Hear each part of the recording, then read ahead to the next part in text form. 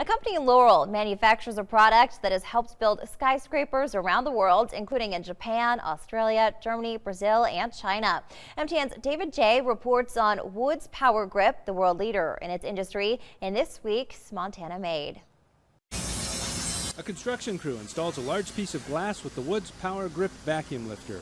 It's primarily intended to make it safer as well as more efficient. Mostly what we build is for the purpose of lift assist, with our biggest industry being the glass industry. Handheld lifts to the jumbo 4,200 pound capacity lifter.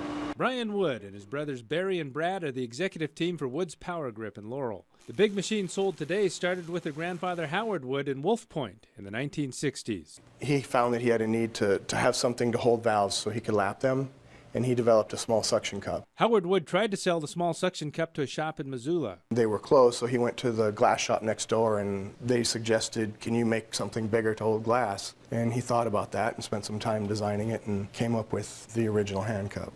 Wood's Powr-Grip makes all kinds of tools like this camera mount. We have the camera attached to the side of the car, and we use a similar setup to cover stories like the Montana Marathon. You can set your own goal in whatever area of life it is and achieve it. The Wood's Powr-Grip made this interview possible without having this man stop during his 26.2-mile run. A lot of our vacuum cups have been used in filming, and you might see our vacuum cups being used to hold cameras while they go through a demonstration of some sort. In 1990, company president Keith Wood, the father of Brian, Barry, and Brad, moved the company from Wolf Point to Laurel.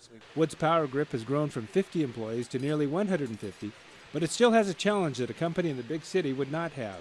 We're much more vertically integrated. We buy the raw materials and figure out how to go from scratch to the end product.